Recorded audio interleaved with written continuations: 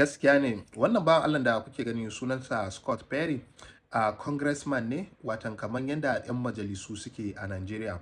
A inda ya fito ya tona asirin Amurka, a inda yake magana akan wanda suke bawa Boko Haram kuɗi, wanda suke kula da lamari na Boko Haram cewa USAID ne, ma'ana USAID su ne wanda suke bawa Boko Haram kuɗi da sauran manya-manyan ƙungiyoyin ta'addanci na duniya.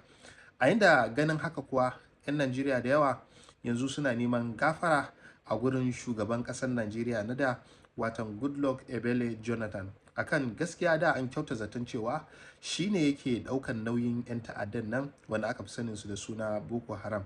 Amma sanadiyan magana da wannan bawan Allah ya yi ya sa yanzu mutane da yawa suna ta neman gafara a gurin shi Goodluck Jonathan kenan, kuma mutane da yawa yanzu sun san daga inda Boko Haram ta fito. To Allah dai ya kiyaye mu, Allah ya samu dace.